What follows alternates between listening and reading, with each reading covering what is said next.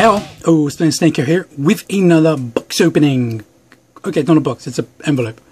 Like a small envelope. But you must be wondering, is he really going to do this for every single one? No. But I'm going to do it for this one, because this is one I have been anticipating for quite some time, ever since I've been talking to my buddy who has actually given this to me. And yeah, we've had some brainstorming between us, come up with a pretty decent idea. So ever since I first did a review on this guy, you guys have been asking me, can I make another one? Can you guys do this? Can I do this? How much would it be? And all that. And while I've tried to answer all your questions, the short answer is this guy is not cheap. The reason he isn't cheap is because he is comprised of, one of these, a Spider-Man Classics Peter Parker to Spider-Man. This villain just has really massive legs. Don't know what it is. And a Spider-Man Classics Spider-Sense Spider-Man. For some reason, both of these two have suddenly become incredibly rare. This guy's always been a bit rare, but now it's like hotcakes rare. This guy's also starting to come rare. I don't know if it's because of me, because I've made this cocktail between the two of them. I don't know. So because this is so hard to find, and this is also so hard to find, and of course in my work and my paint and the sculpting I need to do to smooth out the lines and make it look a bit more natural, that's why this one costs so much money. So because you guys have been requesting this figure, I then showed you that I'm working on making a cheaper Ultimate Spider-Man. This one, using the Amazing Spider-Man 2 body. I know his head looks a bit different, I'm trying something out, I don't know if it's working. It's kind of a bit of a spoiler here. I was going to finish it and show you what it looks like. Ignore. Shh, you saw nothing. Anyway, utilising the Amazing Spider-Man 2 body sculpt, as you can see, I sanded down all of his webbing on his blue, slimmed his waist. That's not good. Never noticed that before. Sanded down all the webbing on his sleeves, just left the track going down. And then I tried to make his toes wider, and I started re-sculpting the entire head to make it bigger. One of my viewers suggested that I attempted to make him bigger, the hands and the head and the feet bigger. And while I agree with him that it would make it look more iconic to the Ultimate Spider-Man, it was a challenge which I attempted and haven't really picked up. It's okay, but overall, not the tidiest of work. It's my first attempt at trying it, so I'm quite happy with it still, but I need to finish the other side. But I'd need to finish the other side, and then it would be plain the bum to repeat this. So anyway, I was talking to my buddy, and I'm going to tell you his name in a bit, and he said to me basically, you might guess who it is when I say this actually, he said to me basically, when you finish actually making the sculpt, post it out to him, he'll mould it, and then I can repeat it as much as I like. And I was like, oh wow, that's such a great idea. Awesome. That would save me so much hassle. And then I can then work on making Ultimate Spider-Mans for all you guys. And then I could repeat making Ultimate Spider-Mans over and over, so long as I had an Amazing Spider-Man body. So, pretty sweet. But when I said this to him, I then got thinking, well, if he's going to cast it for me, and I want an Ultimate Spider-Man, why use the one that I'm trying to make, which is a bit sloppy, when there's already a head out there that looks just like Ultimate Spider-Man? So, on to the box opening. Envelope opening.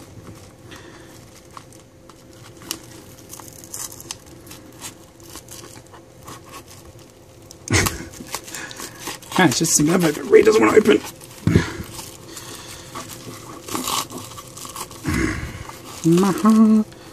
They looked a lot redder. So, here's what we got. We'll come over them in a minute. So, what I sent him was the Ultimate Spider-Man head. See, there it is. Looks different. Just different paint on it. And the hands. But I said to him, I taped him up in masking tape. I taped this part off because I said I only need like that much down. And what he sent back is a cast in this lovely pink resin, which looks very good.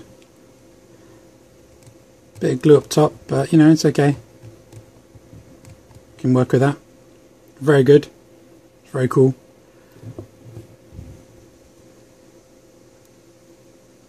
And 2 fists. It's really weird to see these. I've been wanting these for so long. So like I said, these just came off there. the plan. Let's move that out of the way. I'll move these out the way. Remove the head. It doesn't fit. I've tried already and it's not a solid fit, but the peg is too big for that, so I simply put Dremel and I can get that to fit on there. And then you'd have, I can't even really half show you unless I lean it. Amazing Spider-Man, Ultimate Spider-Man head on that body, which would be pretty awesome. The next plan is to take out this hinge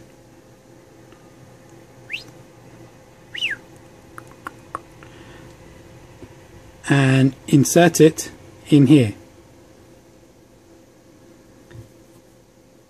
Honestly don't know if it's going to work, but that's why I only needed this much. I didn't need the whole forearm, but I've got some to play with here. Even if I just attach the peg in there and then you have it in here and with a rotation but no pivot, I think that'd be better aesthetically looking to the Ultimate one, because these things are massive in comparison. Look at that. So we shall see. Now that I've finally got these, so that's my plan for this cast. And although I have to pay a bit extra on top of the figure, it's not a terrible price, and it's still cheaper than buying these guys. I want to get this done as quick as possible because I've had a lot of queries about it. So stay tuned, and I will try and show you this as quick as I can.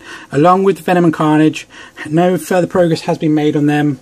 As you can see, Carnage is still missing a leg. So I know it's only a little bit to do, but I've just been really busy, had so much going on, and I've been really focusing on my reviews, getting some of these out there. But I will be trying to crack on and get these done as quick as I possibly can. So thanks for your patience, guys, and I really appreciate all your interest and concerns about this. And one last final thing, of course, I've got to mention the guy that does this excellent work, who's also done several casts for me in the past, and is also doing some weapons for me in the future, my buddy Sam Nason, Mr. Marvel 8 on his YouTube. Check him out, great guy, and yeah, he was the guy who's introduced me to my Facebook group, and without him I wouldn't have had half the stuff to show you guys, so I really can't thank him enough. He was my foot in the door. So at the same time, curse you, Sam, you cost me so much money. Anyway guys, that's my unboxing and a little sneak peek at what's to come. Thanks for watching, guys. If you've enjoyed this video, please drop me a like down below. Also, please subscribe. Please add any comments that you'd like to add, and I'm sure you guys are inquiring about when this will be done, as that seems to be the most common one. And yeah, I'll add one last thing to this before I do finally say goodbye. If you can get your hands on these two figures and you want me to turn into this for you, I will do that at very minimal cost.